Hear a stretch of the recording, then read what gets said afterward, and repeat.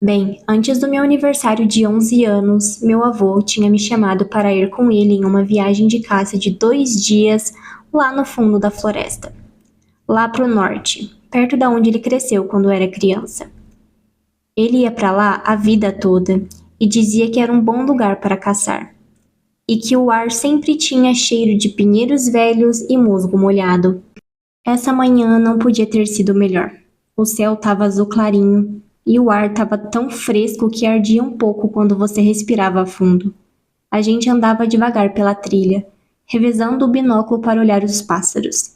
Ele apontava os nomes deles como se estivesse listando amigos antigos. Perto do meio-dia, a gente encontrou umas amoras silvestres de fim de temporada e resolvemos encher um potinho antes de seguir em frente.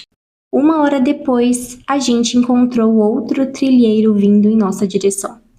Meu avô cumprimentou ele pelo nome. Era um senhor de jaqueta vermelha e um rosto que parecia marcado pelo tempo, mas era amigável. Eles começaram a falar sobre uns pontos de pesca locais e preços da madeira, coisas que eu não ligava nem um pouco naquela época. O sol já estava chegando no horizonte, jogando uma luz laranja entre os galhos. Eu lembro de pensar que seria bom achar um lugar para acampar antes de escurecer. Então, como eu era novo e impaciente, eu falei para eles que ia na frente para procurar um lugar. Meu avô só balançou a cabeça e disse para eu não ir muito longe. A floresta estava quieta, tirando o vento e o chamado distante de um pássaro de vez em quando. Eu avistei uma clareira logo depois de uma trilha e me enfiei por um paredão de galhos e pinheiros. Foi aí que eu vi uma forma alta, fina, parada no meio das árvores. No começo achei que era um pinheiro morto, com a casca toda arrancada e a cor de ferrugem, mas quando cheguei mais perto, percebi que era de metal. O poste enferrujado tinha um semáforo no topo. As lentes estavam rachadas e a carcaça do sinal estava coberta por uma fina camada de musgo. Mesmo assim, tinha uma luz lá dentro. Um brilho verde fraco, piscando a cada poucos segundos como um coração fraco. Eu fiquei lá parado olhando, tentando entender aquilo. Não tinha estrada por perto daquele pedaço de floresta. Nem fios, nem sinal de qualquer coisa feita pelo homem, exceto o semáforo entre si. Lembro de pensar que meu avô ia achar aquilo muito legal.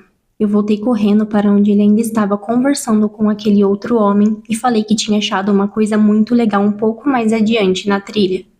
Ele me deu corda, como sempre fazia, e os dois me seguiram de volta para a clareira. Quando a gente chegou no lugar, o semáforo ainda estava lá. Eu apontei para ele, animado. Você acha que já teve uma estrada aqui? Eu perguntei.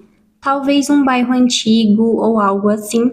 Ele não me respondeu. Eu olhei para ele de novo. A cor tinha sumido do rosto dele, e os olhos dele estavam fixos na luz. O outro homem parecia confuso e estava prestes a perguntar alguma coisa para o meu avô, mas antes que ele pudesse falar, a luz verde apagou e foi substituída por um amarelo. Foi aí que meu avô se moveu. Ele me agarrou e me puxou bem apertado contra o peito dele. Não se mexa, ele disse, a voz trêmula. Aí ele gritou para o outro homem, fique parado, não se mexa, não mexa um músculo.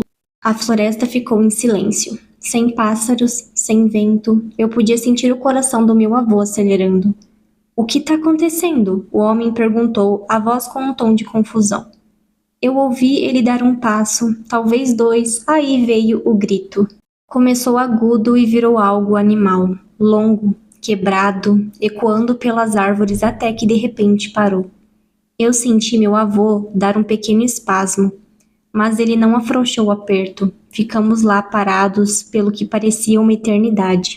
O ar cheirava a metal, e um zumbido baixo parecia vir de todas as direções ao mesmo tempo. Meu cabelo se levantou um pouco, como se uma carga elétrica estivesse se formando no alto. Em algum lugar longe, um pássaro cantou. Quebrando o silêncio, meu avô de repente me soltou. Ele tropeçou um pouco e lutou para se equilibrar antes de sentar numa pedrinha. As pernas dele tremiam de ficar parado tanto tempo. Eu olhei para o semáforo, ele tinha voltado para o verde. Enquanto a gente voltava para a trilha, meu avô estava com o braço em volta de mim e disse para eu manter os olhos fechados. Eu não deveria olhar, mas eu olhei.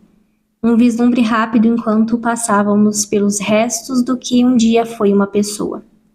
Uma pilha de roupas estava no chão, carbonizada, com finíssimas espirais de fumaça subindo dela.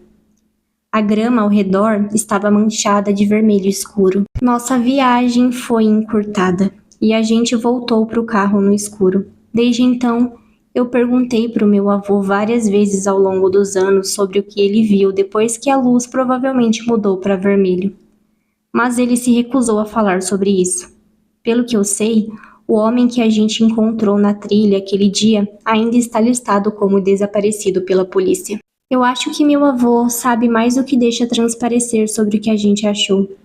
Eu pensei em voltar lá por anos para ver se ainda estava lá, mas eu não tive coragem. Ainda não.